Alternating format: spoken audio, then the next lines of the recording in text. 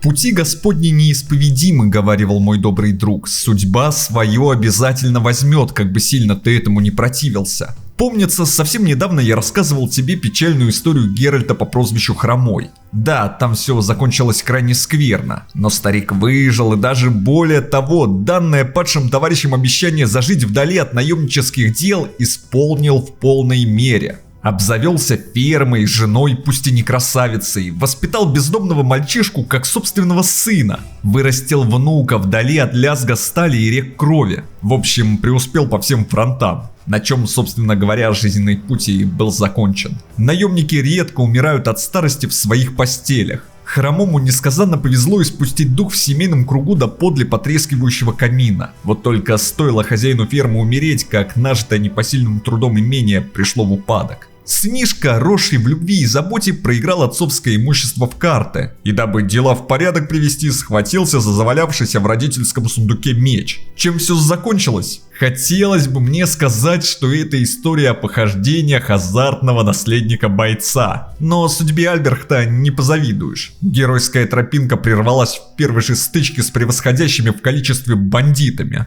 Неумелый воин сначала спутника своего похоронил, а затем и сам ласты двинул. Вот тебе и заработал деньжат на новое имение. Но на том испытания Геральтова рода не закончились. Легкое злато, до мысли о славе вкупе с отцовскими рассказами зажгли пламя приключений в сердце Эрика, о чем сегодня я тебе и поведаю. Кто такой Эрик? Странный вопрос, и дураку понятно, что это названный внук Геральта. Неважно, что в нем и капли крови седобородого наемника не найдется. Какая разница, кто родил? Главное, кто воспитание дал, да в люди вывел. С подобной точки зрения Хромой еще как дед. А Эрик истинный преемник. И общего у них гораздо больше, чем ты себе представить можешь. Но что-то я, как обычно, спешу. Лучше один раз увидеть, чем 1000 раз услышать. Значится, дело свое начало берет в окрестностях Грюнландфеста. Ничем не примечательное местечко, и если говорить честно, совершенно непонятно, что Эрик вообще забыл в приграничном районе. Дедовские связи там не канали, отчего даже на простенький контракт от знати рассчитывать не приходилось. Цены на выпивку в захудалом трактире заставляли глаза налезть на лоб, а местная молодежь наемнической жизни предпочитала регулярное пинание ослов под сраку.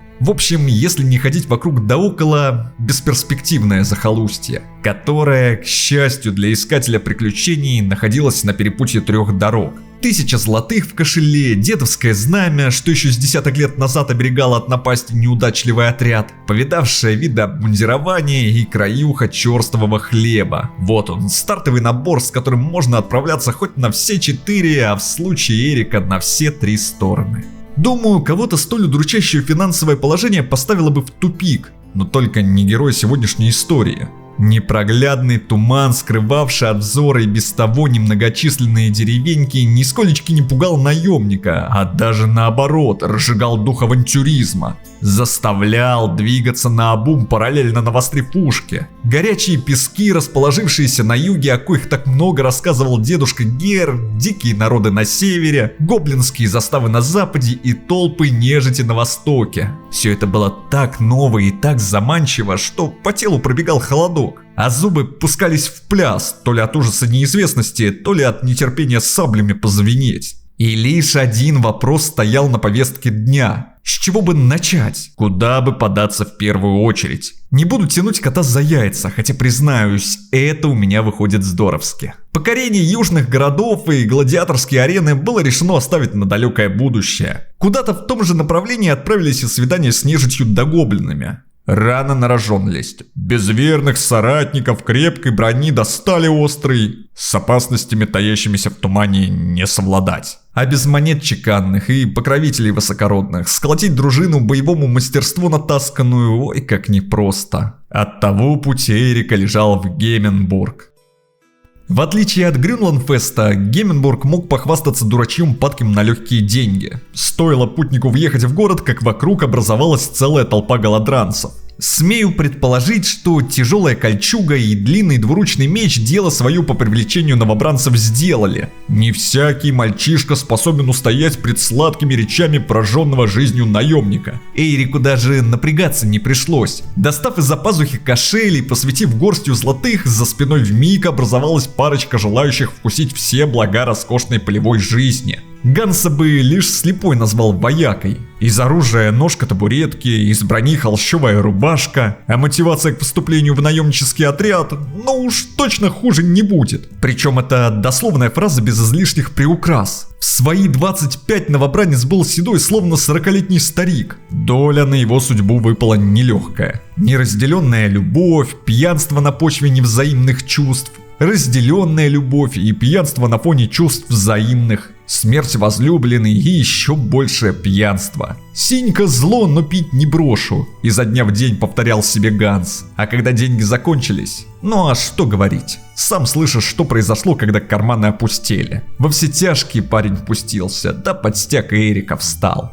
Ульрих другого полета птица, хотя и тоже низкого. Ему с рождения не повезло. Нищета, голод, тяжелый фермерский труд на практически безжизненной почве и кукурузная похлебка в обед. Влачить жалкое существование – худшее наказание. На его фоне даже смерть от рук бандитов выглядит не так прискорбно. И чем черт не шутит, если есть шанс свалить из захолустья, то им нужно воспользоваться. Для новых спутников на рынке было подобрано подходящее обмундирование. Ульриху вилла и шапка из черепа неизвестного зверя. Гансу напутствие командирское. Слегка неравноценно, но на первое время сгодится. Верно ты думаешь, что наемническая ватага сразу взялась за работу? Смею огорчить. Незнание местности и глупость каждого члена отряда по отдельности и даже вместе привели к бесполезному блужданию по городам да перевалам. Ганс сказал, что знает короткий путь до деревеньки, где, со слов трактирщика, свободные руки не помешают. Но дальше все по классике. Замерзшие ноги, красные носы да стертые сапоги. Лишь к третьему дню скитаний троица вышла на извилистую тропинку, пересеклась с парочкой торговых караванов, а затем за очередными холмами заприметила искомую деревеньку. Слава богам! Я же говорил, что знаю, куда вас веду. Прибытие в Эйдблик было само по себе огромной удачей. Долгий путь прошел без происшествий. Ни один бандит и ни одна дикая живность не покусились на жизни группы. А староста поселения с удовольствием предложил контракт, к выполнению коего требовалось приступить немедленно. В чем заключалась работа? Да ничего сложного. Всего-то сопроводить караван снабжения до лежащей в 2 днях пути деревушки Люндерсхольм, через непроходимые темные леса до варварские заставы. Проще пареной репы. Отплатить обещали щедро, еще и кормить от пуза всю дорогу. Не контракт, а прям золотая жила. И странно лишь то, что раньше на него никто не откликнулся. Что тебе известно о коренных северных народах? Вот сколько историй слушаю, всегда диву даюсь, насколько одинаковыми их рисуют. Полуголые дикари с неутолимой жаждой крови и интеллектом камня. Все как один любители ближнего боя, не признающие луки и эти ваши новомодные арбалеты. Ярые ценители собственной свободы, насильники, убийцы и просто не самая лучшая компания на вечер. Столкнуться с варварами – последнее, что хочется сделать спешащему в город с забитой товарами повозкой купцу, да и любому заплутавшему в хвойнике бродяге. Вот и наемники до последнего надеялись, что нежелательной встречи получится миновать. Спойлер, не получилось. Из густого леса на всех парах в сторону обоза неслась группа кровожадных налетчиков. Битва завязалась настолько быстро, что Эрик даже среагировать не успел. Дикари тут же бросились в сторону повозки. Троих бравым защитникам перехватить и обезвредить, конечно же, прибегнув к умерщвлению, удалось. А вот один, самый прыткий, перед смертью делов натворить успел. Своей культяпкой из медвежьей лапы торговца-то пришиб, что, как можешь понять, почет отряду не добавляло. Но на том неожиданные встречи не прекратились. Не успел караван отойти от места битвы, как на извилистую тропку выбежал очередной облаченный в шкуру зверя с топором наперевес варвар. Эйрик тут же достал из ножен меч, но, завидев дружелюбный настрой незнакомца, практически сразу его и убрал, дабы ситуацию не накалять. Кто ты, воин? Вдруг неестественным голосом разразился Ганс. Я тоже воин. Ответил незнакомец, после чего поведал свою печальную историю о несправедливости, семье, любви к младшему брату, невыполнению обязательств и изгнании из клана. Если коротко, Сигбал ввязался в спор, по итогам которого должен был состояться братоубийственный бой. Лишь дурак на родную кровинку руку поднимет, подумал дикарь, да дал дёру, прихватив немногочисленные пожитки.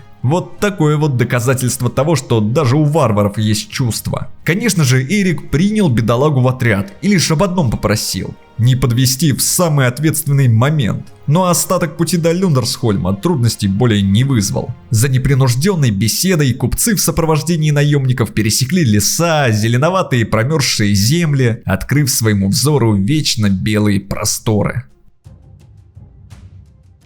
Заснеженные вершины гор не сулили ничего хорошего, на душе скребли кошки, Эрик то и дело бросал взгляд по сторонам. Где-то здесь бродила шайка воров, чуть ли не в 2 раза превосходящая размером неокрепший отряд. Одно дело столкнуться с супостатом на хорошо просматриваемых полях, другое среди густых хвойных лесов до уходивших в небо холмов. Нет для воина участи хуже, чем угодить в засаду, повторял Сигбал, чем, по всей видимости, и накликал беду на товарищей. Ситуация на поле брани была как минимум скверной, а как максимум не буду выражаться. 4 воинов, 3 из коих были вооружены и одеты в то, что первым в деревеньке под руку попалось, смотрели на 7 крепких, словно многолетние дубы бандитов, в чьих руках красовалось новенькое оружие. Вот тебе и легенькое дельце по возвращению пропажи. Еще и холодный дождь вперемешку со снегом застилал глаза, мешая как следует оценить противника. Ситуация, становившаяся с каждой минутой все хуже и хуже. Инициатива со стороны наемников, которую с таким трудом удалось получить за счет слаженных действий и верных команд, в одночасье переметнулась к разбойникам словно портовая девка. И вот уже Ульрик, так неудачно угодивший под вражеское копье, лежал в луже собственной крови.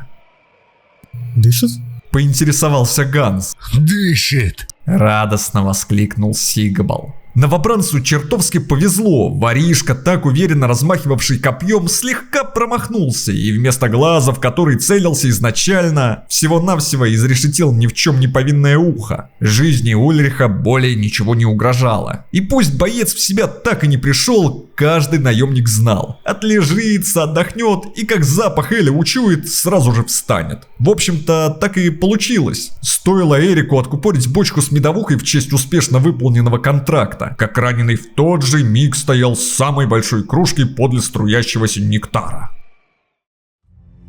У частых сражений были свои плюсы. Помимо трофеев да щедрой оплаты, наемники росли на глазах. Боевой опыт копился в мозгу, словно усталость в ногах от долгих переходов. И каждая новая битва давалась все легче и легче предыдущей. Неловкие движения приобретали изящность и строгость. Хаотичная беготня по полю боя сменилась просчитанными ходами. А непостоянные удачи все больше предпочитали выверенный план. Казалось, что любое дело в руках храброй братьи спорилось, и на всем континенте не сыскалось бы контракта, который был бы не по зубам Эрику и бригаде. Но все хорошее рано или поздно заканчивается. В окрестностях Тальбаха развернулось самое настоящее побоище, коего, конечно же, можно было избежать. Первый отряд Люндерсхольма наткнулся на рыскающих подле деревеньки варваров. Пусть тебя не вводит в заблуждение численное преимущество солдатского гарнизона. Желторотым юнцам сдюжить с дикими обитателями лесов не представлялось возможным. А бравые защитники порядка мимо избиения молодняка пройти просто не могли. Эрик скомандовал построение. Ганс, Сигбал и Ульрих ринулись вперед на стройную колонну врага, всем своим грозным видом оттягивая внимание от испуганных раненых солдат. И все было бы классно, если б не одно «но». Закованный в латы гарнизон, лишившись своего лейтенанта, действовал наобум, никак не реагируя на приказы уже повидавшего битв наемника. Не стоит объяснять, чем подобное чревато. Варвар-налетчик своей тяжелой кувалдой с навершием из черепа какого-то бедолаги одним уверенным ударом размозжил бестолковую головушку Ульриха. Ускользнувший единожды от смерти воины во второй раз эдакий подвиг повторить не сумел.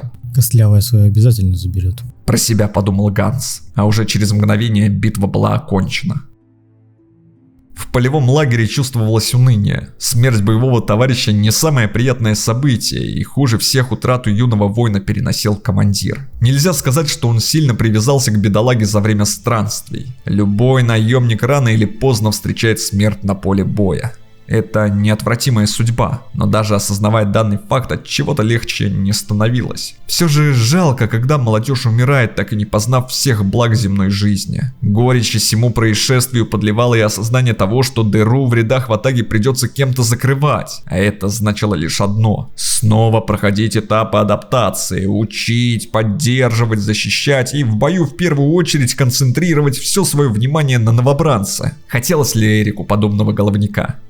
Конечно же нет. Должен ли он был с этим столкнуться? Однозначно да. «Знаю, вы, как и я, расстроены исходом нашей последней стычки», — подойдя к костру, завел свою речь командир. «Сдается мне, в ваших сердцах освободилось место для страха, а потому приказ будет лишь один — отставить бояться. Ульрих знал, на что шел, так же, как знаете и вы, а потому в память о покойном товарище мы должны достичь всего, что наметили. Завтра утром с торговническим караваном мы уходим из Стальбаха. Больше здесь ловить нечего. Дорога нас ждет долгая, но и плата стоящая. В Геменбурге придется задержаться, дабы пополнить наши ряды, восстановить силы и закупиться провизией. Да и вам, как я посмотрю, отдых не повредит. Потому отсыпайтесь, копите силы и лишний раз по прошлому не горюйте. Все рано или поздно забывается, даже столь неприятный конфуз». Вдохновила ли данная речь кого-то? Вряд ли. Напускная циничность не красила командира, но приказ есть приказ. Да и перед очередным путешествием Ганс и Сигбал голову нагружать не хотели. Уж лучше потратить свободное время на сон, чем на бессмысленные размышления, коими Ульриха из могилы уже не достать. С первыми петухами отряд снялся с лагеря, костер был потушен по-пионерски, спальники спрятаны в обоз, а торговцы приветливо встречали защитников.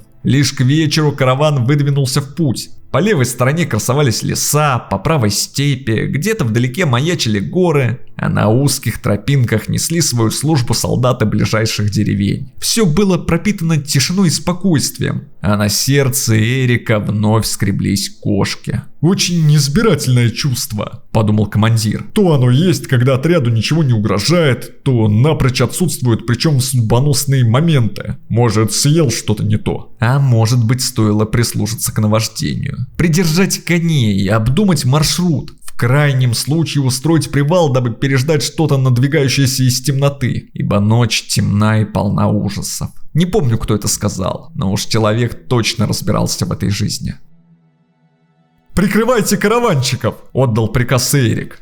8 налетчиков стремительно приближались к повозкам. Вооруженные кирками и вилами с потрепанными щитами наперевес, они не выглядели как кто-то, представляющий огромную угрозу. Но командир знал, нет врага хуже, чем отчаявшийся крестьянин, а потому велел держать ухо востро. И не зря. Уже через мгновение торговец, ослушавшийся приказа стоять смирно, получил первую рану. Пришлось спешно менять тактику. Ганс и Сигбал сделали по 2 шага вперед, акцентировав все внимание на себя, и неспешно наносили удары наступающему противнику. Сам командир решил зайти с фланга, дабы не дать налетчикам в случае паники разбежаться. На самом деле план был довольно простый, я бы даже сказал банален. Клином пробить стройные ряды врага, не допустить супостата к обозам с товаром и сохранить как можно больше жизней подопечных. Вот только торговцы всячески вставляли палки в колеса, норовя полезть под ноги да крепкие дубинки. Ганс аж косоглазие заработал, постоянно следя одним глазом за заказчиком, а вторым за бандитами. Благо слаженные действия и четкие команды свои плоды принесли. Отряд действовал как единое целое, никто не тянул лямку на себя. Ганс и Сигбал так хорошо сработались, что вышли из битвы без каких-либо увечий, а Эрик совместно с прибившимся к отряду псом не отпустил ни одного налетчика живым. Да, купцам, конечно, досталось. Синяки, ушибы, пара сломанных ребер, но все это такие мелочи по сравнению с ценностью жизни, что никакого укора со стороны заказчиков в сторону защитников и быть не могло. Битва завершилась. Трофеи заняли почетное место в хлипкой телеге, а остаток пути израненные караванщики хвастались своим весомым вкладом в общую победу. За холмами показались уже знакомые каменные стены Геменбурга, а подле ворот караван встречала изголодавшаяся знать. Очередной контракт был выполнен, очередное поселение осталось в долгу перед наемниками.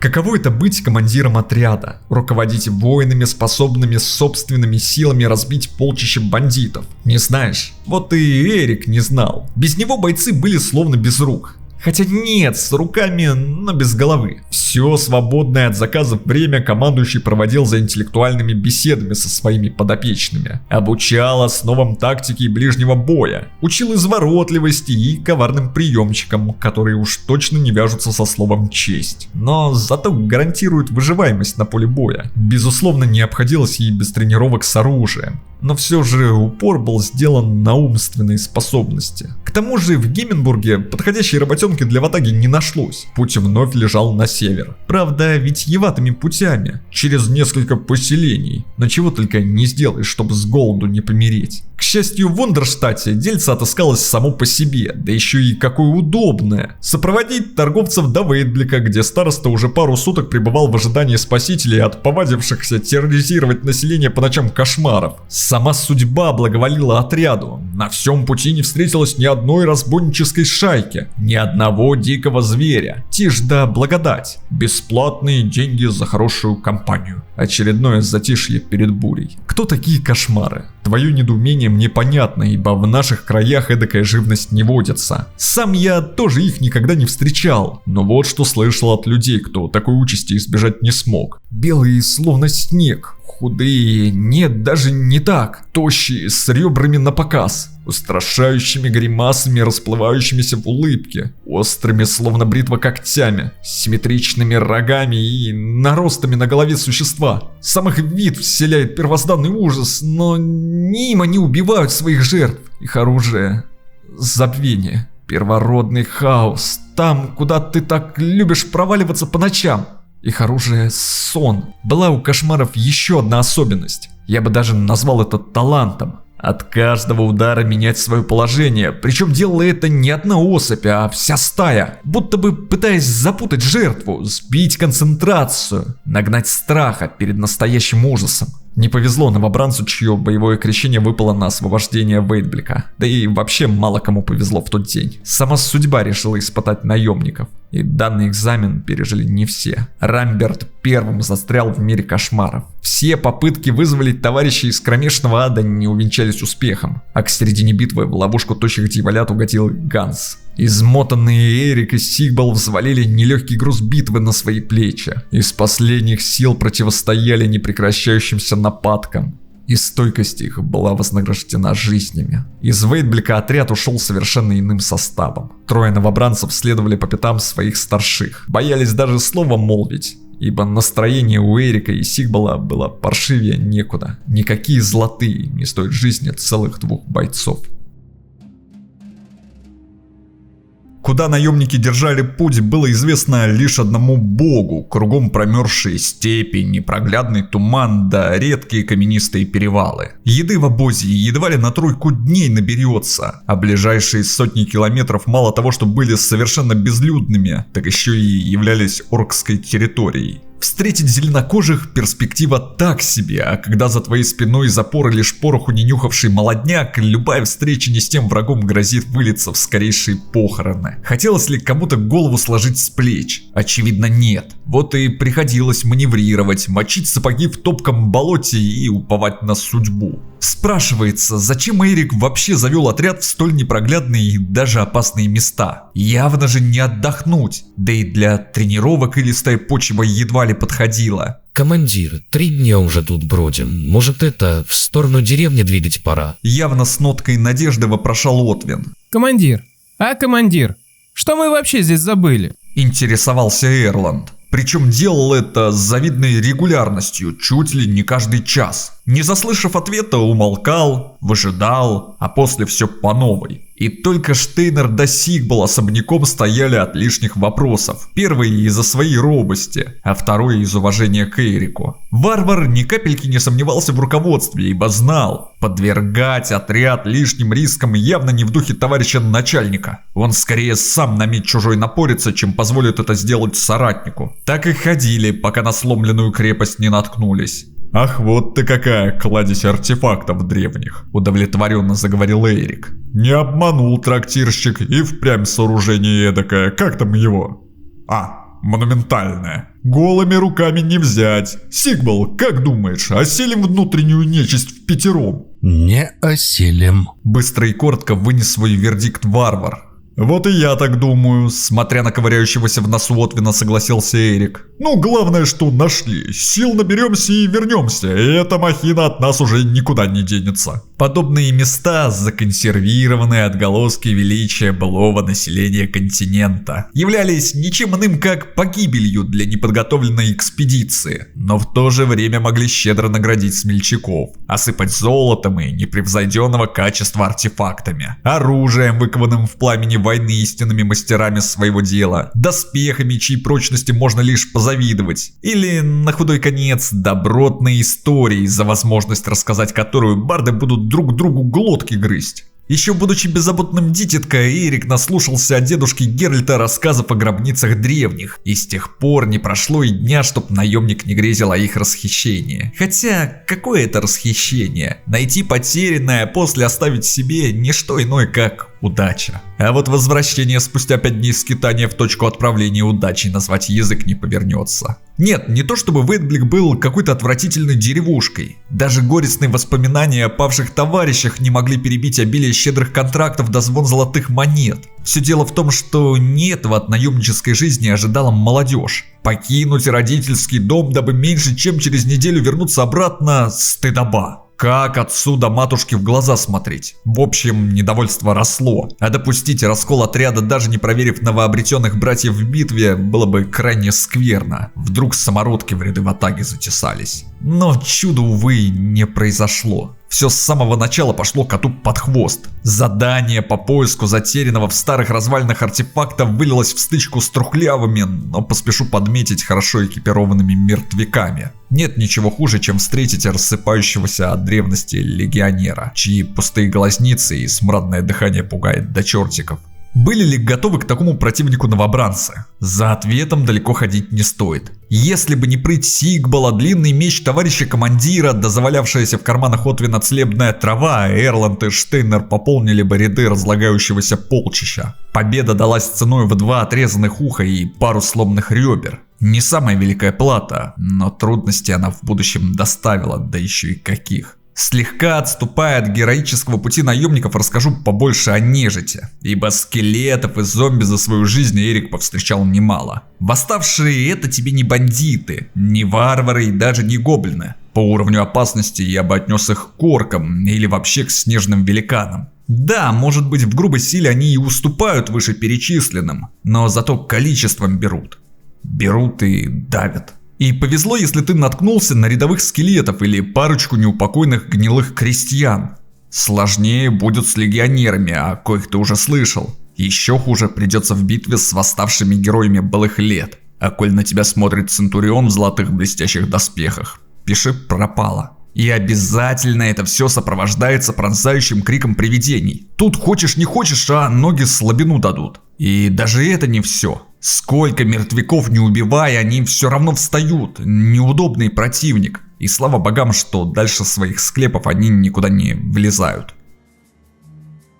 Как ты, наверное, уже догадываешься, странствие вновь зашло в небольшой тупичок. С травмами новобранцев далеко не уедешь. Ввязаться в новую драку было бы чертовски глупо. Браться за контракт, пусть даже и простенький, совсем не с руки. Потому-то опять пришлось пережидать напасть. Восстанавливать силы, тратить скопленное злато на целебные мази и выпивку, дабы наемники носу не вешали. Разбазаривать с таким трудом накопленные деньги. Слава бравого отряда росла, вот только толку от этого ноль. Карманы как были пусты, так пустыми и оставались. В моменте Эрику даже показалось, что все их потуги бессмысленны, что светлое, обеспеченное будущее — это не про них. А удел ватаги лишь стрелы под колени ловить, да тяжелой дубиной по бестолковке получать. Не стоит объяснять, что когда подобные мысли посещают командира, дела действительно скверные. И лишь Сигбал сохранял боевой настрой в свободную минуту, подбадривая окружающих. Кстати, именно с его подачки наемники выдвинулись на юг. Решение судьбоносное и неожиданное. Покорение просторов палящего солнца и песчаных дюн решили начать с Вундерштата. К султанским городам он никакого отношения не имел.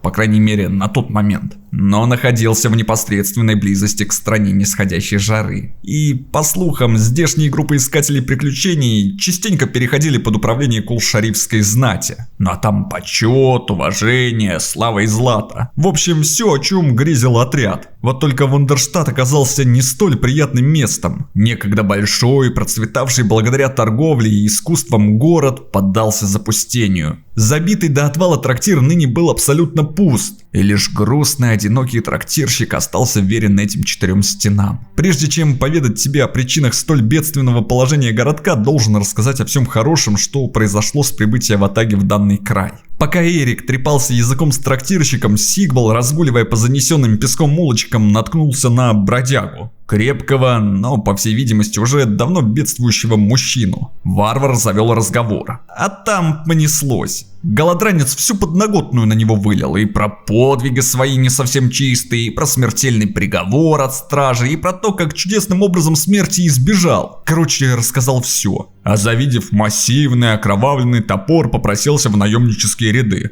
Ну и как мяснику из Вондерштата можно отказать? Верно, никак. Умеющие работать с плотью люди в нелегкой погоне за златом не помешают. Ватага неожиданно пополнилась еще одним новобранцем. И лишь одно было скверно. Даже в 6 бригада с опасностями, захлестнувшими город, не справилась бы. Дитрих, ныне не скованный пустым желудком, пролил свету на происходящее в городке даже поболее чем трактирщик. А рассказать тут было о чем.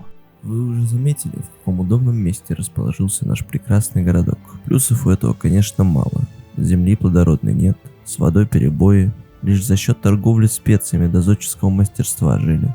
Причем жили-то неплохо, богатели, влияния набирались. Нет, конечно, нам с господином повезло, не самодур, не клоун, настоящий мужик. Как там у вас на севере говорится? И в хвост, и в гриву, да? У нас так про путан говорят. Перебил новобранца Штейнер. Неважно. Главное, что вы поняли, что без хорошего управленца тут не обошлось. Вот только чем сильнее богател народ, тем больше слюной давились соседи. А они у нас люди пылкие. И дураку было понятно, грядет война. Годик-другой, и под стенами Вондерштата встанут султановские прихвостни. А для нас не было ничего хуже осады. Перережет торговые пути, и город как на ладони. Без еды, воды, народ быстро ворота-то откроет. В общем, практически так и вышло. Однако южане не учли одного. Нам свобода дороже животов. Тут-то на сцену и вышел я. Неужто история про твое прозвище? Она самая. Удовлетворенно кивнул мясник. Видите ли, нет участия хуже, чем смотреть на то, как дети с голоду мрут. Вот я и решил их подкармливать помаленьку, да не опилками вперемешку со смолой, а самым, что ни на есть, настоящим мясом. Побоюсь спросить, откуда ты мясо брал в осажденном-то городе? Буркнул себе под нос Эрланд. Ну, как откуда? Конечно же, с тел убитых мною южан. Звучит, конечно, так себе, но... Не оправдывайся, война и не на такие поступки толкает. Присоединился к разговору Эрик. Я видел, как люди умирают от голода. Как медленно увядают, теряют силы, превращаются в живых мумий. Страшное зрелище. Горожанам повезло, что их не бросили. Да, вот только они моих геройств не оценили. Как только прознали, чем их кормят, так сразу же стражи выдали. Ну а там либо петля, либо эшафот. Потупившись глазами в землю, продолжил Дитрих. Я это к чему рассказываю? К тому, что песок все помнит и до сих пор ужасы той осады переживает. Поговаривают, что по ночам народ во сне кричит, а после уже проснуться-то не может. Клятые кошмары. Уж очень их почерк напоминает. Не хотелось бы вновь с ними столкнуться. Парни, собирайте вещи, до заката нашей ноги здесь быть не должно. Изменившись в лице, скомандовал Эрик. Возражать командиру никто не стал, хотя на лице и читалось недоумение. И, конечно же, столь резкой сменой маршрута сильнее всех был огорчен мясник Дитрих. Видите ли, он думал, что наемники порядок в землях родных наведут. Не знал новобранец горестного опыта битв с кошмарами. Оттого и думал, что все легко и просто. Но, увы. Вот только не одни кошмары терроризировали окрестности. Торговые пути все так же были оккупированы султанским отребьем. Война кончилась. Мирный договор подписан. Но кто ж помешает снарядить головорезов? Да направить утварью глиняной сытиться. Короче, со слов Эрика, все тут было уж слишком запущено. И прежде чем говна из этой бочки навернуть, требовалось раздобыть ложку побольше. Ну а где за контракты платят, пусть и не слишком щедро, но зато в срок? Верно, на севере.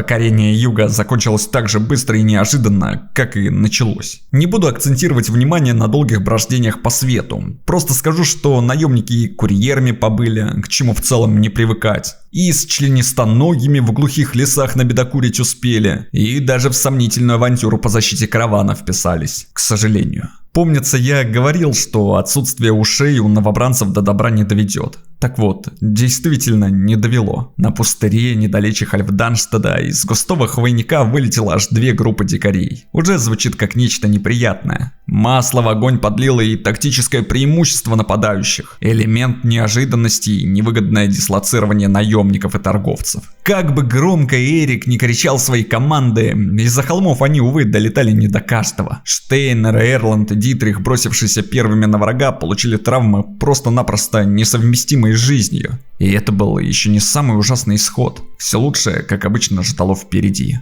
Эти из моих были. Вытирая топор, заявил Сигбал. Знаешь, оружие чистоту любит. Если ты к нему с уважением, то оно любого врага сразит. Меня отец так учил, а его дед, а деда прадед, понимаешь? Послушать тебя так род твой древнее континента, усмехнулся Эрик. Да, правда старый и мстительный.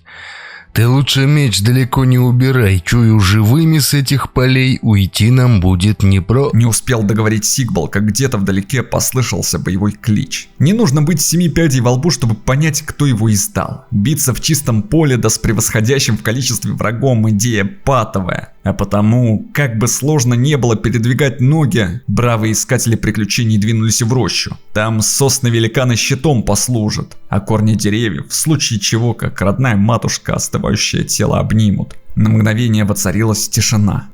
Даже птицы на ветвях умолкли, и единственное, что успел сказать командир: уходим. Многие сочли бы позором побег с поля боя, но буду с тобой откровенен, я, будучи пацифистом, считаю такой исход идеальным. Нет ничего зазорного в капитуляции. Сохранить свою жизнь и жизни товарищей, не пролив при этом ни капли крови, подвиг. И было бы славно, если бы тут все закончилось так. Но мы живем далеко не в сказке, реальность сурова, а потому кто-то должен проявить истинный героизм и прикрыть отступающих товарищей. Как бы Эрик не рвался положить свою жизнь на алтарь спасения всех и вся, жертвовать командиром никто не хотел. А потому Отвин, считавший все это время себя бесполезным звеном в хрупкой цепи в атаге, с оглушительным криком ринулся на обезумевших варваров. Треск черепной коробки смешался с диким воплем. Блеск глаз наемника потух, а бездыханное тело навсегда осталось в глуши на радость падальщикам да червям. Не так давно меня спросили, а страшусь ли я смерти. Хотелось бы соврать, сказать, что нет никакого смысла бояться чего-то неотвратимого. Но, конечно же, я боюсь. Нет, не самого процесса и не того, что более нога моя не ступит в наш уютный трактир. Мне страшно умереть ни за что. Сгинуть в пустоту просто так.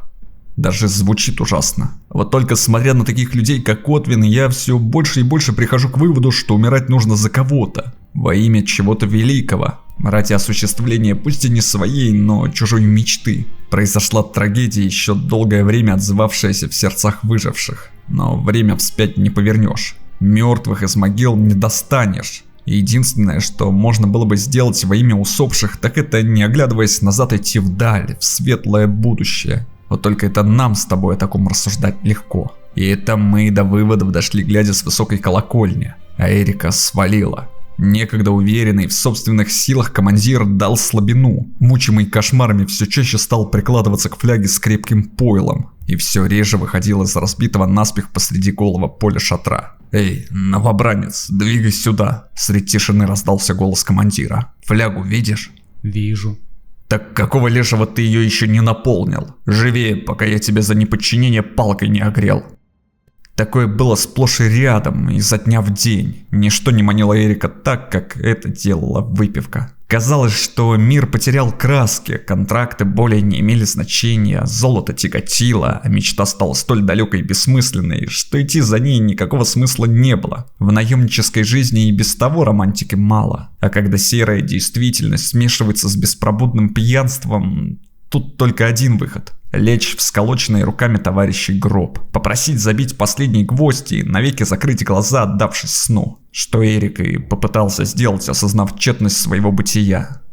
Но у судьбы были иные планы. Вселенной мало вогнать тебя в грязь. Уж если она обозлилась, то доведет дело до конца, растопчет, сомнет, переработает и выплюнет на задворке истории. В один из дней полевой лагерь был окружен бандитами. По правде говоря, они хотели лишь поживиться съестным, пополнить запасы выпивки из закупоренных бочек и, не ввязываясь в драку, убраться восвояся. Вот только разгоряченный спиртным командир делиться святой амброзией не собирался. Вытащил из длинных ножен забывший битву меч. Выкрикнул что-то неразборчивое, вслед чему верные воины также поспешили вооружиться. Смерть застала врасплох всех. И Ганса, и Сигбала, и даже не успевшего возлечь женщинами новобранца Кунинберта. Разбойникам не суждено было утолить свою жажду, пусть они и очень старались. А самое ужасное то, что тела убиенных на поле брани вновь поднимались, несмотря на раны. А те, кто еще пару часов назад защищали твои жизни от стрел, прикрывали щитами от мечей острых и положили собственные жизни за твою глупость, ныне должны были еще раз умереть, но уже от командирской руки. Ну вот и все. Теперь я один. Еле выдавил из себя Эрик. Спасибо, братцы. Спасибо.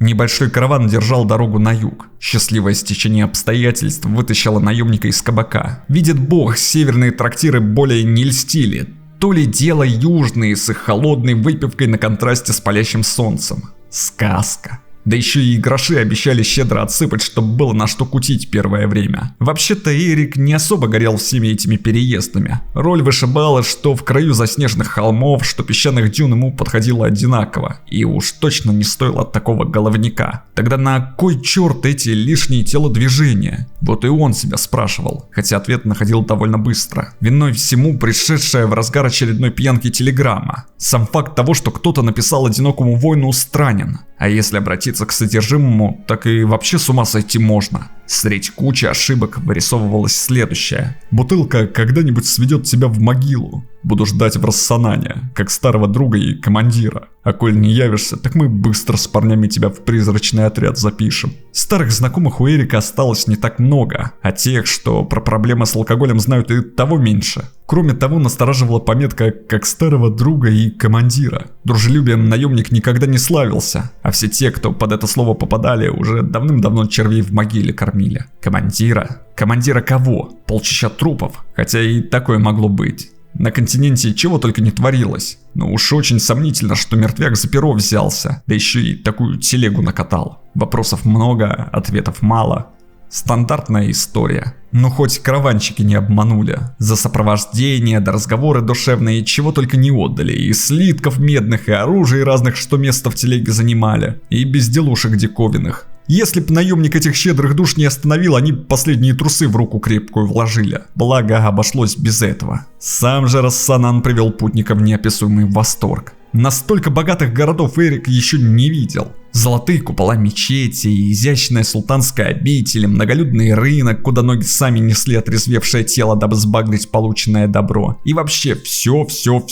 Мастерских на любую потребность, а разгоряченной молодежи, готовой отдаться подвигам, и за неделю не усчитать. Но то все вторично. Важнее было с письмом разобраться. И по-хорошему сделать это так быстро, чтоб кошки заскрести на душе не успели, ибо дорого заливка ран обходится. За тканевыми стенами палатки послышалось невнятное шебуршание. «Ветер», — подумал Эрик, пока не услышал до боли знакомый мужской голос.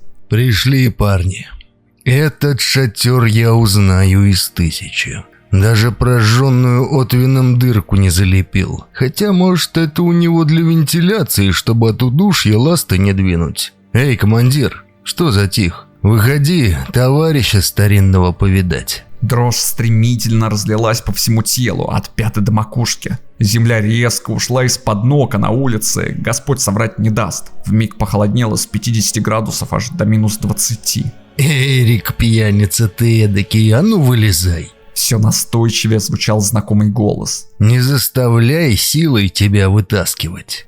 Я вспомнил, чей это голос. Вдруг поймал себя на мысли наемник. Вот только поверить в то, что за хлипеньким тканевым полотном стоит добрый друг, было не то что сложно, а практически невозможно. «Не может быть, я ж своими руками», — про себя шептал Эрик. «Что за чертовщина?»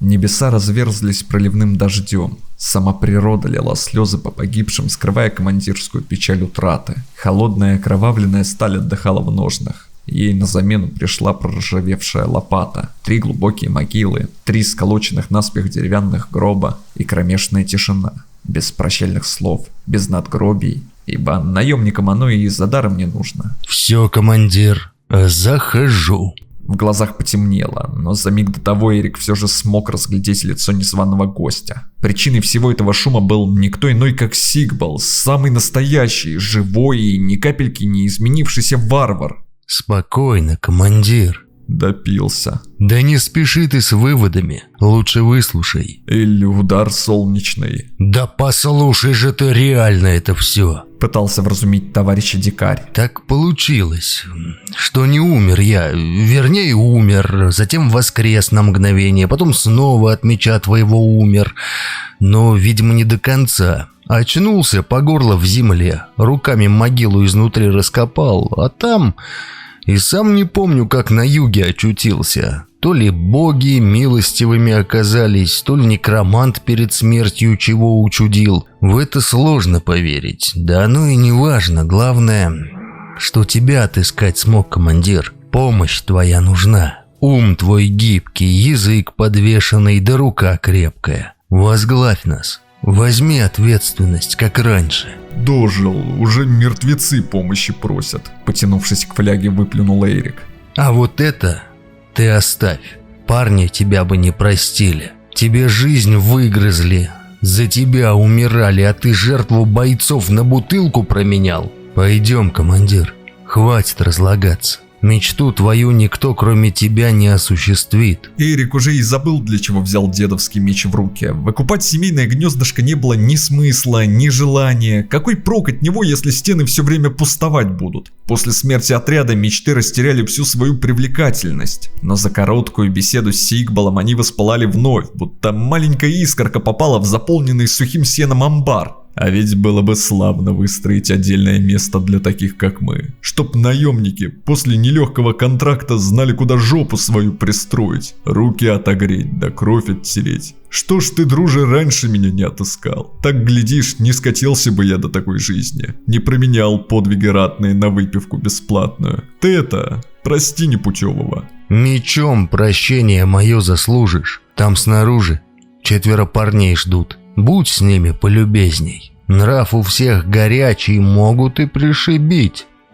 4 не сводила глаз с шатра. Сидя перед пепелищем, они спрашивали друг друга, а стоил ли какой-то пьяница всей этой траты времени. Так ли он был нужен в атаге и настолько ли хорош в бою, как о нем отзывался Сигбал? Все были настроены крайне скептично, а потому с новым командиром обмолвились лишь парой слов и показушно скорчили недовольные морды, узнав, что корона лидерства более не принадлежит дикарю. Чем чреват раскол внутри коллектива, ты и сам понимаешь, уже не первый раз говорю. Но в этот раз у судьбы был и иной сценарий. Без лишней болтовни Сигбал рассказал о полученном контракте. Старую палатку даже не стали разбирать. Оставили средь песков и в тот же миг выдвинулись к разрушенным руинам в пригороде Рассанана, откуда уже доносились пьяные вопли пустынных разбойников. Эрик на коленке накидал план, после чего вывел воинов на штурм. Стройный ряд с легкой руки командующего разделился. Сигбал по старой доброй традиции был отправлен первым отведать силушки вражеской. От такого напора бандит аж опешил. Да, пару шагов назад сделал, выставив пред собой копья. «Понятно, в защиту играть будете», – заключил Эрик. После чего приказал Маркварду от товарища не отставать, спину прикрывать по случаю и без.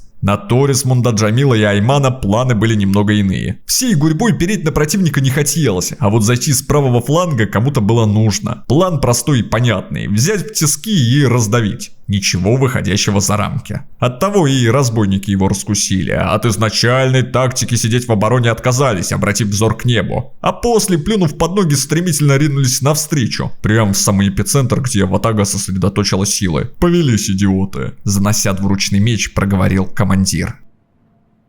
«Вундерштадт, значит?» «Не близко, но что поделать. Разбойников нынче много. Коль по цене договоримся, так уж и быть, отведем». Купцы радостно захлопали в ладоши. Местные заломили цену аж за 3000, а бравый отряд согласился работать за еду. Жалкую тыщенку до 10 золотых на каждого убиенного, вплоть до 25 голов. Чуть ли не бесплатно. И причина для эдакой щедрости была. Неоконченные дела, что бельмом на глазу у Эрика оставались. К тому же отряд стремительно разрастался.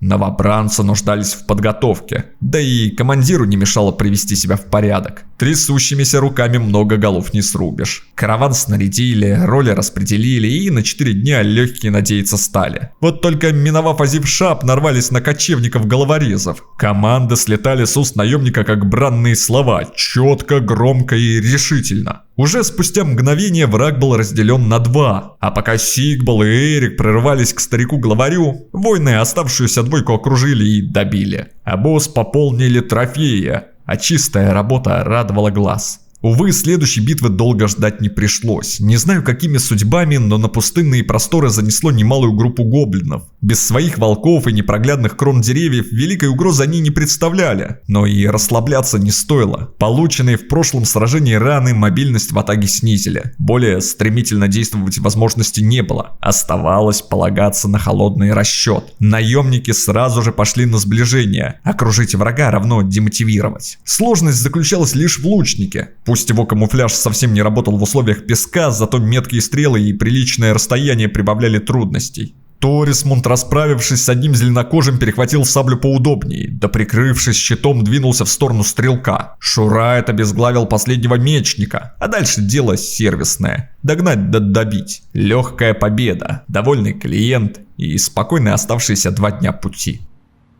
За пару лет Вундерштат ни капли не изменился, он все так же стоял на границе между севером и югом, а куда ему деваться? Все так же страдал от бандитских засад на торговых путях, бесчинствующих кошмаров и цветущей бедности. Помнишь, как мы с позором ушли отсюда, прямо накануне той черной полосы? Меня не отпускает мысль, а что если это боги на нас прогневались? За то, что мы людей в беде оставили, решили свои жизни сохранить, пожертвовав сотни другой крестьян. Решим и проблемы местных, глядишь, и отряд в живых сохранили. Так вот для чего мы сюда пришли. Закончить неначатое. Я не верю в богов, но если это поможет сбросить груз с твоей души, отчего бы и не помочь городку вновь зажить полноценной жизнью, к тому же начало мы уже положили. Вон как народ радуется грибной похлебке. Без нас караван бы до этих мест не добрался. Обратив свой взор к толпе, заключил варвар. Начать решили с малого, разобраться с негодниками, что усопшим покоиться с миром не дают. Иметь дело с людьми всяко приятнее, чем с неведомыми существами. Даже с дороги отдохнуть не успели, как Эрик скомандовал собираться в путь, благо идти было недалеко. Всего-то болото с вязкими топями миновать. Сквозь туман непроглядный пройти, и вот уже кладбище. Холодок пробежал по телу. Командир никогда не любил подобные места. Как видел надгробие, сразу всех товарищей боевых вспоминал. На одно было надежда, что битва с разбойниками не затянется. «Ребята, блядь! Мертвяки! Мертвяки!» – закричал Айман. «Да не ори ты, не слепые!» – возмущенно буркнул Сигбал. Воины терпеливо ожидали сближения, никто не хотел соваться на ходячих первым, то ли от страха, то ли от отвращения. Смрадный запах окутал кладбище, хотя тут и без этого запашок стоял еще тот. Вот только это тебе не стояние на реке Угре, здесь первый удар нанести придется в любом случае.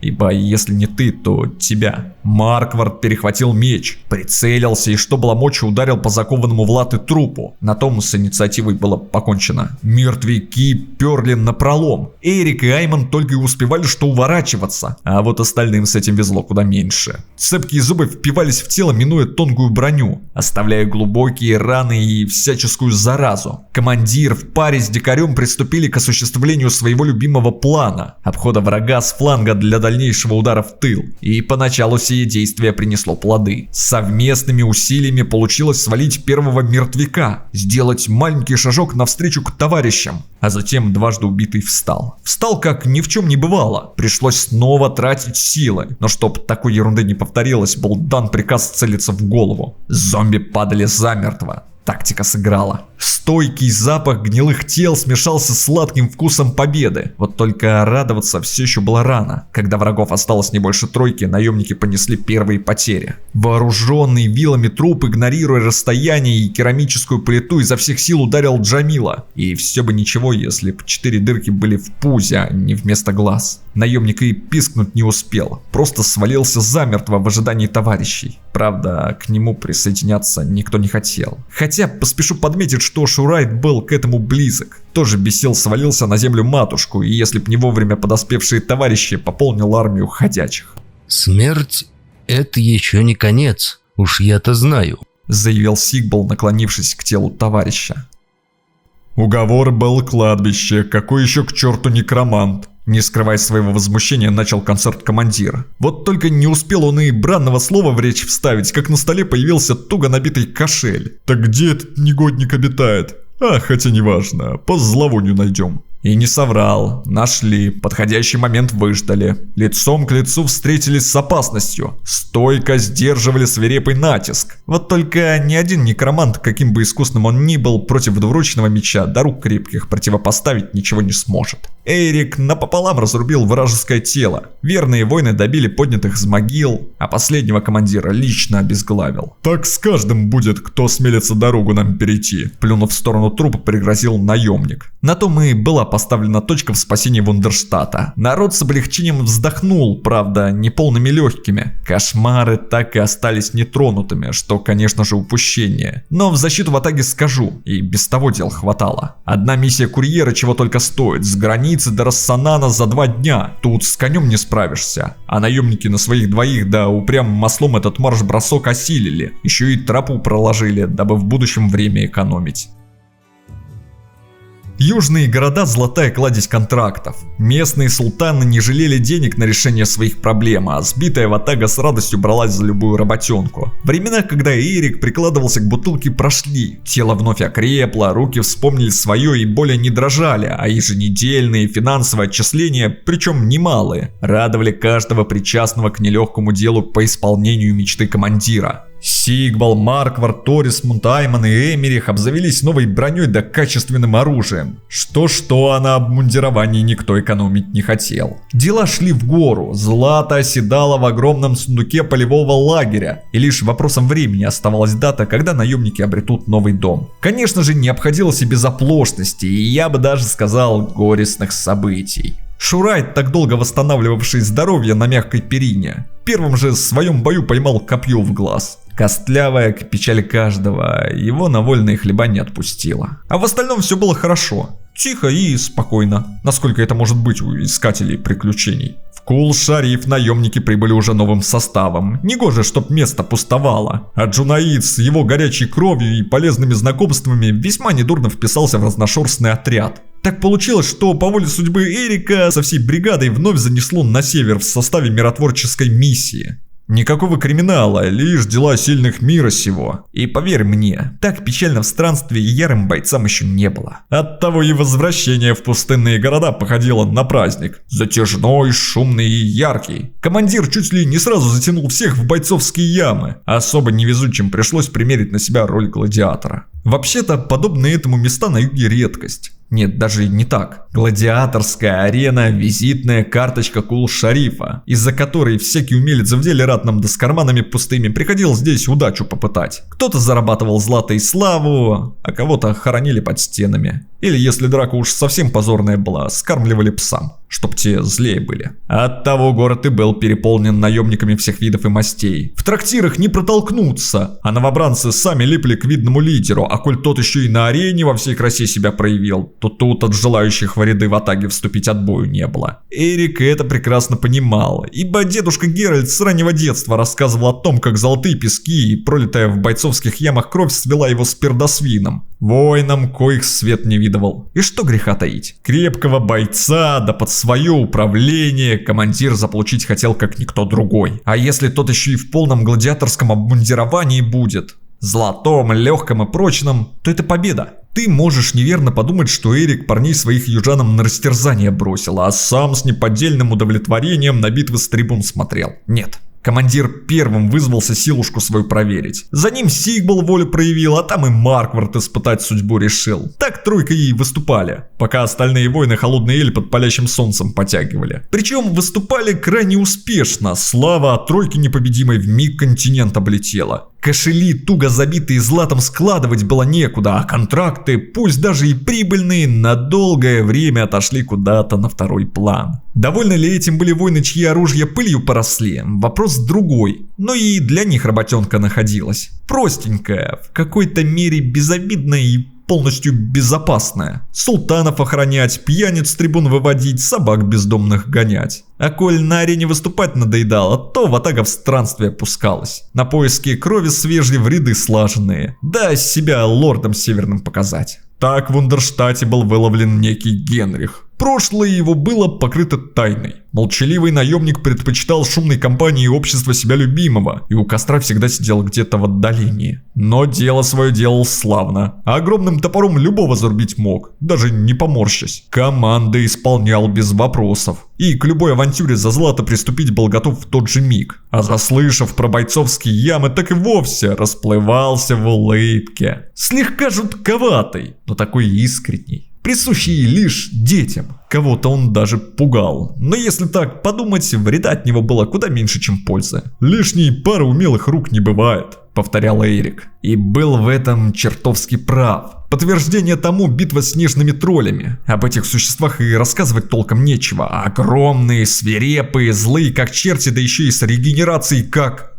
А ты вообще много существ с регенерацией знаешь? Вот и я как-то не особо. Дабы пробить их шкуру, пришлось постараться. Остро заточенный меч отлетал от клыкастого хищника будто от камня. Топор застревал наглухо. И даже приходилось просить помощи, дабы достать его обратно. А в пылу сражения это не так просто. Марквард, Торисмунд и Эмерих надолго запомнили битву. Переломные кости при резкой смене погоды до конца жизни напоминали о встрече с королями Севера. И это при том, что лечением занимались лучшие хальфштадтские знахари. Вообще, если так посмотреть, можно заметить одну маленькую закономерность. Как только ватага возвращалась на север, сразу же размеренная жизнь прерывалась. Всплывали проблемы, будь то глубокие раны или же внутренние распри на почве холода. От тяжелой акклиматизации отвлекали только битвы с ворами да насильниками. Коли не они, зуб даю, отряд бы развалился. Нет, не подумай, что наемники держались вместе лишь из-за злата. Внутри ватаги царил мир, крепкое товарищество и уважение. Но когда на дворе минус 30, а ты в броне, созданной под южные условия, хочешь не хочешь, а завоешь.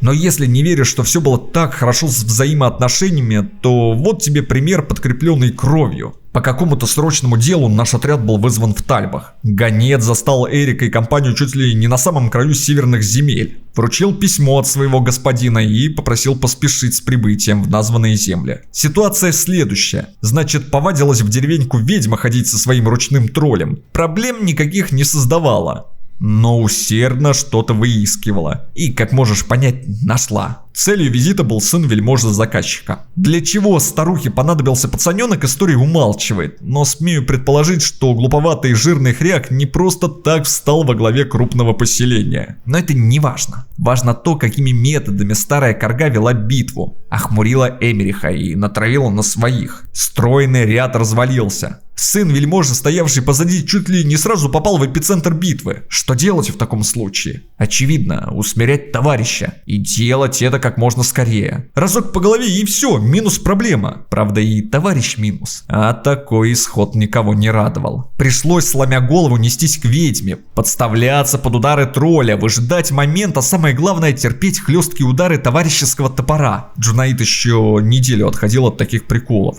Даже молчанку объявил ему. Правда, закончилась она так же быстро, как и началась. После пары пинт эля наемники, как ни в чем не бывало, принялись друг другу в любви признаваться. А еще через пару дружеский спарринг устроили. Знаешь, как это бывает. От любви до ненависти один стол.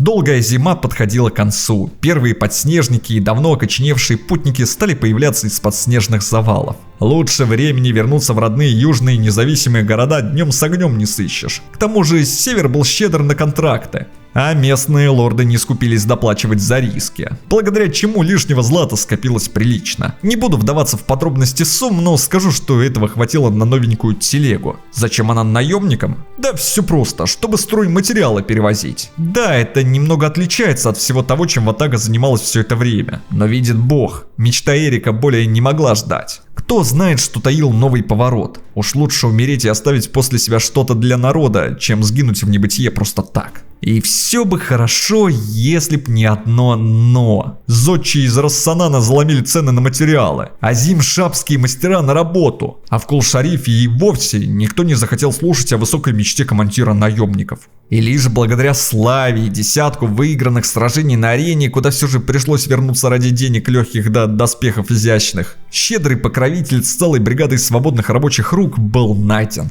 Конечно же, о бесплатном сыре речи не идет. Тут все по классике. В благородство играть не буду, выполнишь для меня пару контрактов и будет тебе дом, дамы, люди, бла-бла-бла-бла-бла-бла-бла.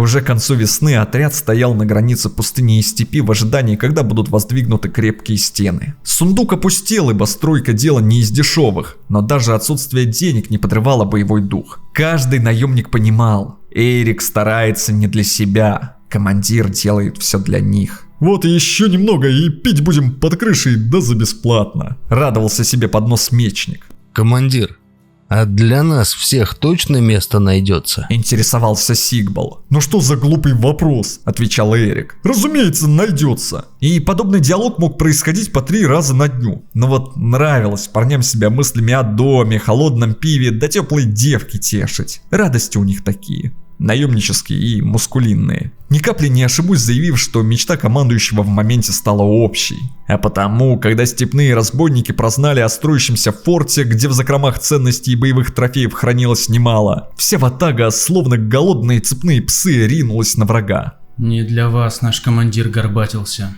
Оскалившись, прошипел Генрих, отрубая голову очередной жертве скотолюбства. Сэр Данкрат, вы мужчина не глупый, в делах управленческих подкованный. Нам для полной укомплектовки нашего маленького и дружного коллектива только такого и не хватало. Сэр Эрик? Можно просто Эрик. Я не лорд в отличие от вас, а потому подобного обращения не требую. Пусть так. Коли вы зовете меня под свой стяг, я хочу быть уверенным, что не склею копыта где-то в канаве от холода и голода. Мне необходимо знать, что вы обеспечите мне крышей над головой, холодной выпивкой и горячей едой. И в ином же случае я буду вынужден вам отказать. Крыша у вас будет всегда. С недавних пор я являюсь владельцем новенького форта. Кстати, он главная причина, по которой я хочу вашего присоединения к нам. С вашим опытом ведения хозяйства мы в короткий срок сможем превратить наше небольшое уютное гнездышко в независимое государство на границе севера и юга. Касаемо еды, спросите у моих парней, как часто они голодают. Ответ вас удивит. Мы не из тех, кто побирается. Наше доброе имя гремит по всему континенту, а потому от контрактов и щедрых заказчиков отбою нет. Отрадно слышать такое. Тогда перед тем, как мы пожмем руки, должен сказать еще об одном условии моего присоединения к вам. Что ж, с удовольствием выслушаю, сэр Данкрат. Есть у меня мечта. Собственно, из-за нее я сейчас здесь и сижу, в этом трактире, а не в теплых палатах отцовского имения. С детства хочу на чудеса посмотреть, мир объездить, себя проявить. Тогда вы точно по адресу. Есть у меня на повестке дня одно местечко примечательное. Давно его нашел, но все руки не доходят посетить. Добро пожаловать в отряд Гойда, сэр Данкрат. Можно просто Данк. Нынче мы люди не чужие, командир. Бревенчатые стены Нордхольца остались за крепкими спинами воинов. Как бы Эрик не хотел попытать удачу в заброшенных склепах, из-за очередного контракта пришлось поступиться желаниями. Нетерпеливые заказчики – самая главная беда континента, но и понять их можно. Отсыпать горы злата за то, чтобы томиться в ожидании результата? Ну уж нет. Наемники держали путь в ковен изгнанников. Поистине жуткое место, кишащее нежитью всех видов и мастей. Но видит бог, жезл предвидения точно стоил всех трудностей, которые предстояло пережить. По прибытии перед глазами предстала удручающая картина. Поросшие мхом и паутиной развалины, потрескавшиеся от старости глиняные сосуды с разложившимся содержимым внутри. Стойки, напрочь забитые ржавыми щитами да копьями, и серые стены, некогда покрытые красочными фресками, от величия и красоты коих ныне остались лишь жалкие отголоски. Факел Вернхарда осветил пространство перед носом. Окружение сразу же заиграло по-новому, и Эрик даже смог разглядеть красочные сцены битв на стенах. С каждым шагом сюжеты становились ярче, а побоище гуще. А закрывала столь приятную глазу композицию огромная карта континента с золотыми землями да черными, как сажа, границами. Вот дела, и не лень им было все это в развалинах рисовать. Промямлил Айман. К его несчастью, столь глупое замечание в полной тишине было услышано каждым членом отряда, и если старички решили сдержаться и избежать ненужных комментариев, то острый на язык и ум Данк не упустил возможности товарища осадить. Не будь идиотом, это место не всегда развалинами было. Ну а дальше разгорелась словесная перепалка. Описывать ее не буду, тут и так все понятно. На оскорбление последовал зеркальный ответ. Затем тяжелые кованые перчатки со звоном ударились о потертый каменный пол. Ну а там в ход пошло все, что под руку попалось, в том числе и искомый артефакт. «Стой!» — закричал Эрик. «Не видишь, что в руки хватаешь?» О, так это что получается? Я артефакт нашел? Это ж мне теперь премия положена. Карцер тебе и твоему товарищу положен.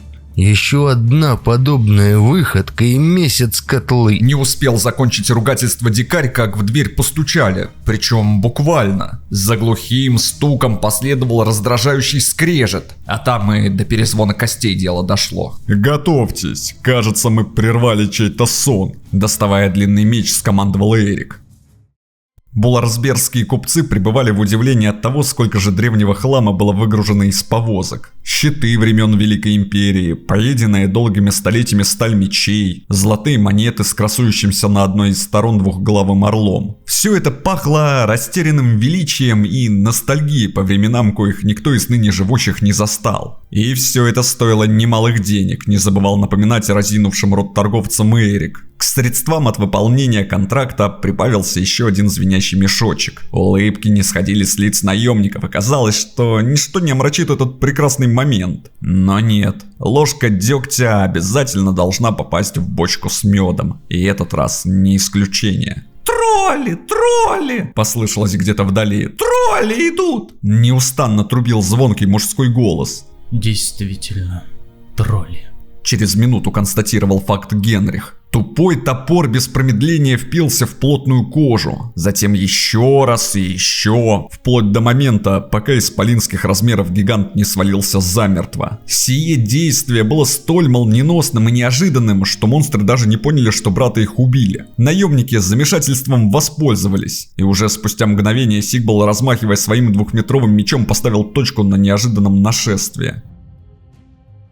Однажды средь бела дня в лагерь заявился старичок. Волосы его были длинные, усы густые и белые, а брови черные и вообще, словно не с этого лица. В руках своих держал он что-то завернутое в ткань, и, по всей видимости, это что-то собирался продать. Любопытство взяло вверх. Бравые воины окружили гостя, стали расспрашивать, мол, кем будешь, путь куда держишь и что вообще средь палаток наших забыл. Отец без утайки отвечал, что по молодости он тоже с группой наемников ходил и даже больше руководил этими бестолочами. А спор тех, кроме злата, меч у него остался, и стали качественной, да с историей громкой, и тому он этот меч отдаст, кто загадку его разгадает. Сейчас без пинты Эли и не вспомню, как она звучала, что-то про 2 стула, маму и пики.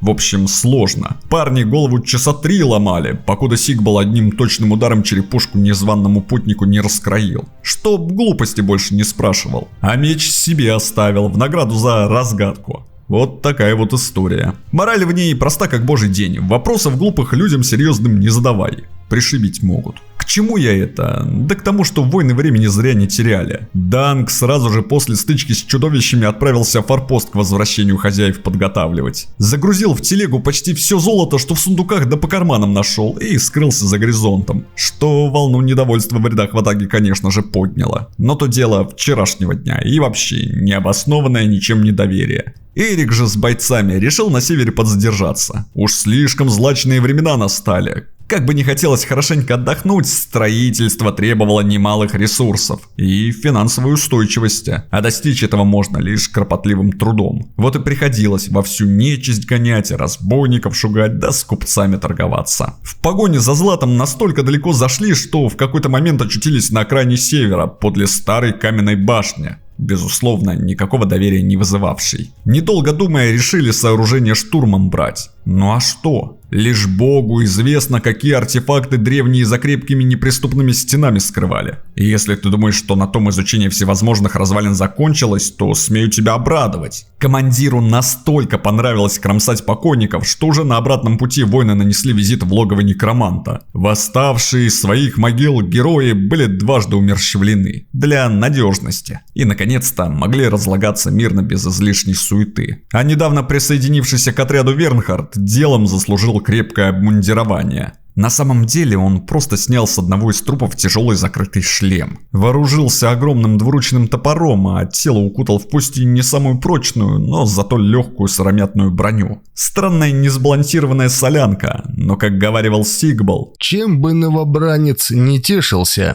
лишь бы в первой битве не сгинул. Командир, вести последние слышал? Ну и о чем же там народ добрый говаривает? Южане древний город захватили.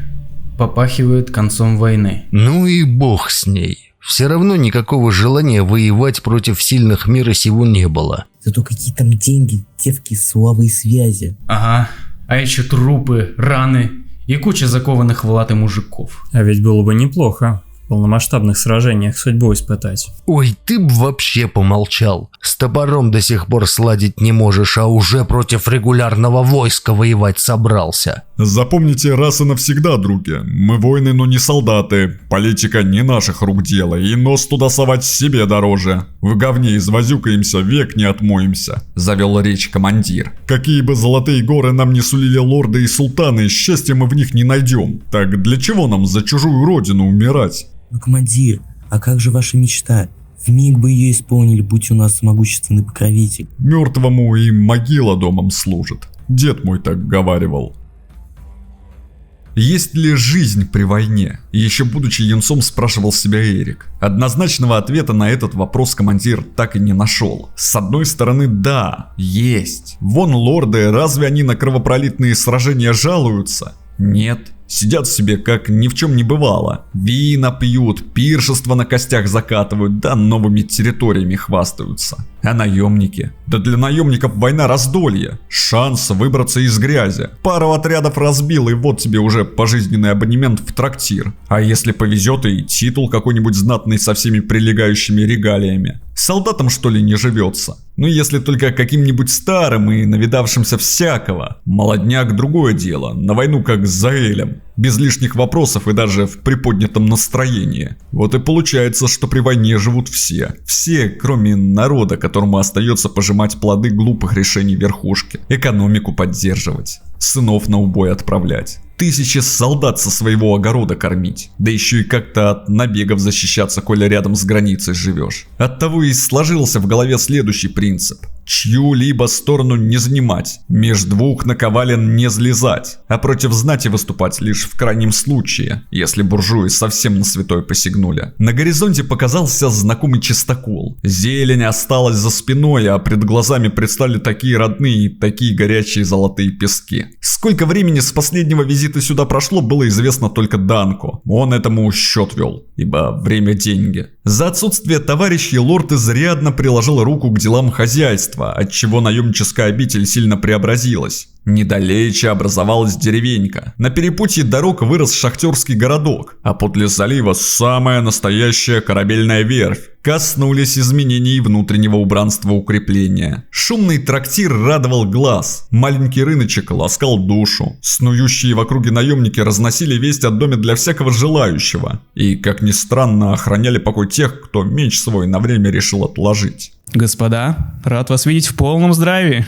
Денежки принесли? А ты совсем не церемонишься, подметил Эрик. Некогда мне с вами тут языками чесать, дел по горло. Так что, принесли? Принесли, удовлетворенно кивнул командир. Но мы их тебе не отдадим, пока экскурсию не проведешь. Хочется видеть, за что мы кровь свою проливаем. Ну, это я запросто. Значится, тут у нас трактир, да, небольшой, но очень даже уютный. Трактирщик мой старый друг, такую выпивку мешает, крышу сносит. Так, идем дальше. Рынок.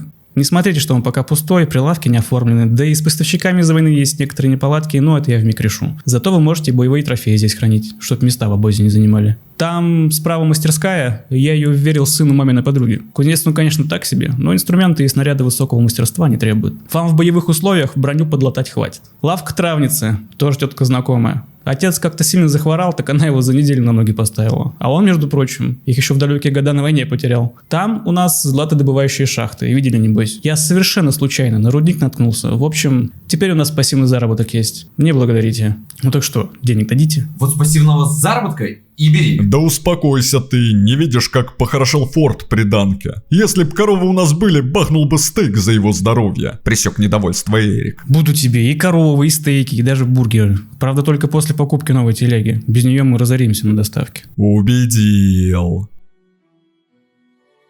Частенько перед сном Эрик вспоминал времена, когда единственным смыслом его бренной жизни была бутылка. Казалось бы, не так много воды утекло с тех пор, а изменений ВОЗ и маленькая тележка. Наемники сыты, одеты, обуты и вооружены. Крыша над головой имеется, собственный трактир, свои шахты, деньги на старость отложены и еще накапает немало. Вот она, мечта, что вела по тернистому пути все это время. Сбылась, победа. Более нет никакого смысла рисковать, ставить свои жизни на кон, но от чего-то на покой уходить совсем не хотелось. В полевом лагере даже и речи не шло об отставке. Парни грезили контрактами, от коих отбоя не было ни на минуту. Настолько звонким стало имя отряда Гойда, что гонцы со всего света прибывали в форт. Оставляли записки или вовсе шли на поиски странствующих по свету наемников. Сколько зеленокожих было истреблено, сколько бандитов убито и артефактов возвращено исконным хозяевам. А мертвяки? Настолько они стали врагом привычным, что к стойкому запаху гнили выработался иммунитет. Крики призраков более не холодили тело, а герои былых лет могли составить конкуренцию только в том случае, если бойцы в сражение прыгнули после сражения, которое было после сражения, где кто-то получил увечья. Одним словом, успех и честь. Честь стала не просто словом, а незыблемым ориентиром, и лишь единожды на него глаза закрыли, когда Сигбал на загадку ответ найти не смог. Многочисленные штурмы разбойничьих укреплений вывели тактические способности командира на новый уровень, а тяга Данка ко всему новому заставляла отряд не сидеть на месте. Куда только не ступала нога наемников. Непроглядный туман отступил, и если раньше им был окутан весь континент, то теперь пелена едва ли скрывала вершины гор до пучины морей. А чудес? Сколько чудес было найдено, причем таких, каким объяснений разумных нет. Вот как-то бродила ватага по свету, зачищала склепы от нежити и совершенно случайно наткнулась на статую.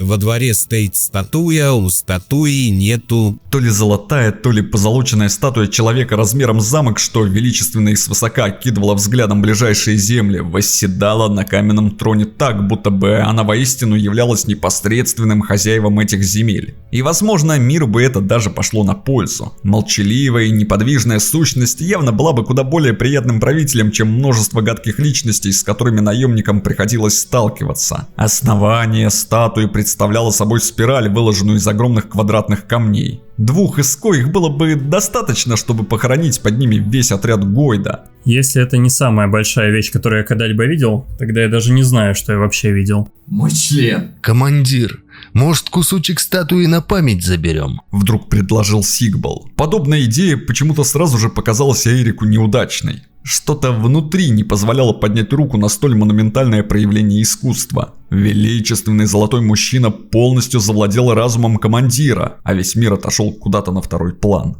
Командир, слышалось где-то вдали. Ай, была не была. Замахиваясь мечом, проговорил Сигбал, как в тот же миг командира накрыло. Приход был такой силы, что потускневшая реальность полностью растворилась. Пред глазами предстало поле. Многочисленные полки представителей некогда Великой Империи. Сотни, нет, тысячи, десятки тысяч хорошо вооруженных пехотинцев. И все они шли на Эрика. Что делать в таком случае? Конечно же, защищаться. Двуручный меч стремительно вылетел из ножен. Командир вскинул руки вверх и встал в защитную стойку. Приготовился к наихудшему развитию событий. Но как только холодная сталь ударилась о сталь, все вновь куда-то исчезло.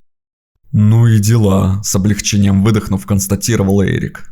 Большая часть населения континента в жизни не видела кораблей. Жила себе где-то на суше, да бед не знала. Наемникам же повезло куда больше. Они и на лодочках покататься успели, и на крупных баржах. И даже своими глазами узрели, как повисший на ветвях столетнего дуба корабль продавливает исполинских размеров ствол в плотную почву. Зрелище само по себе странное. А если еще и постараться разобраться, каким образом баржа попала туда, куда попала, находясь в сотнях километров от ближайшего водоема, то тут любой мозг вскипит. Во имя древних, неужто это корабль? Конечно же, стороной столь приинтереснейший монумент Эрик обойти не мог. Схватил с собой наблюдательного наемника, да по раскинувшимся в разные стороны ветвям вскарабкался внутрь. Увы, ничего примечательного в трюме, кроме как изголовья, отдающего золотистым оттенком, и скелета с обязательным уточнением от Аймана мертвого, не нашлось. Ни гор тебе золота, ни девок распутных, ни пойла выдержанного. Хотя, кому я вру? Кое-что все же было отыскано. Изголовье топора, одиноко вколоченное ветхий пень, было решено приватизировать. Но как бы Айман не пыжился, сколько бы усилий не прилагал, все тщетно. Дошло до того, что разгневанный воин всю свою ярость выплеснул на ни в чем не повинную деревяшку. Да так рьяно, что пень раскололся надвое. А топор, словно пробка из наглухо заколоченной бочки, вылетел в крышу, чуть не пришибив ошарашенного дебошира.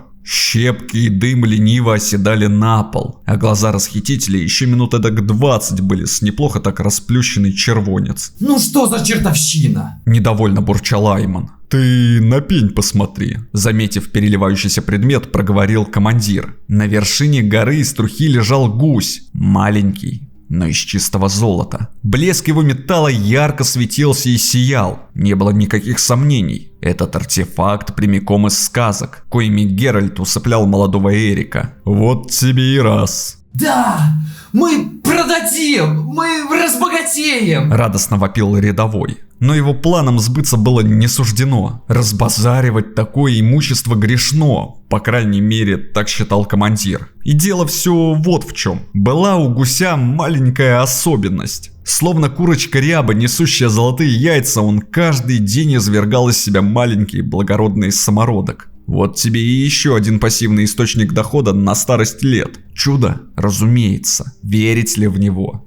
Решать тебе. В общем, как из всего рассказанного можешь понять, жизнь наемническая наладилась. Путешествия, артефакты, гробницы. Вскоре хранилище форта было заполнено всяческой экипировкой, часть из которой уж точно можно возвести в ранг легендарной. Злато все это стоило сумасшедшего, но куда большую ценность имело духовную. Проснулась в членах отряда тяга к коллекционированию, и именно она вела их по извилистой тропинке вплоть до полномасштабной войны.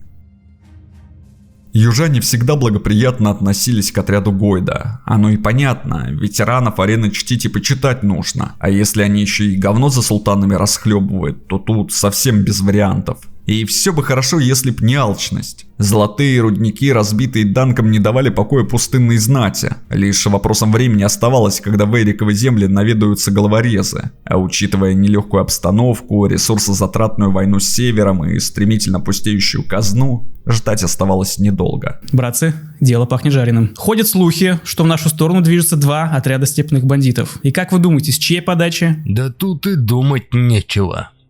Клятые южане. Придется напомнить им, на чем держится наш дом. Вставая со скрипящей табуреткой, проговорил командир. Сколько у нас бойцов? За исключением нашего отряда, еще 2 дюжины. Ну и славно, дадим бой. Все закончилось так же быстро, как и началось. Потери благодаря умелому командованию удалось избежать, но осадочек под сердцем остался. «Тот, кто с мечом к нам придет, тот в задницу с ним и уйдет», вытирая пот со лба, проворчал Эрик. «Отправляемся в Грюнландфест. Спросим у местного лорда, нужно ли ему чем-нибудь подсобить». И действительно, дельце нашлось, что нужно. В сторону городка двигался 3-й объединенный полк Рассанана. Почти 2 дюжины экипированных на зубок, да с метающими огонь палками воинов. Достойный противник, спору нет. Вот только никакой угрозы в ближнем бою не представлявший. Айман острым мечом срезал холщовые одежки рабов вместе с кожей. Легкий южный нагрудник Джунаид распарывал надвое, а Баркут, попавший в отряд за свою меткость, протыкал глаз невезучему врагу, минуя броню. Первая битва осталась за наемниками, да и что греха таить, вторая тоже. В чистом поле равных Эриковым бойцам не было, а если в заварушку вступал Сигбал или сам командир, головы летели с плеч одна за другой. Помогли ли эти оглушительные, но все же локальные победы перетянуть одеяло на сторону северян? Разумеется, нет. Данные потуги были лишь каплей в огромное море, но вот султаны навсегда запомнили, что соваться к бравой братье не стоит. Уж лучше с ними и дальше дружить, чем пытаться палки в колеса вставлять. Все же занозы ниже пояса штука неприятная. Отныне имя отряда Гойда было известно всем без исключения. Кто-то наемников любил и боготворил, кто-то ненавидел и ругал. Но сам факт свалившейся на голову известности от того никуда не девается. Да что говорить, рассказывал бы я тебе эту историю, если б славные воины сгинули в небытие? Конечно, нет. Эрик осуществил мечту, возвел место, которое с гордостью назвал домом. А все те, кто к этому делу были причастны, получили свой заслуженный укромный уголок. Ну а там старость, пьянки, гулянки и девки. Все как в сказке. Огромную благодарность выражаю бустерам, что все это время продолжали поддерживать создание роликов Монеты и никуда не разбежались. Отдельное огромное спасибо доктору Клизма и Пердосвину за щедрые донаты. Ну и куда же без безмерной благодарности Киноаренде, Ренталу, который не только предоставил оборудование для записи звука, но еще и своих работников, дабы добавить капельку жизни в наемнические беседы.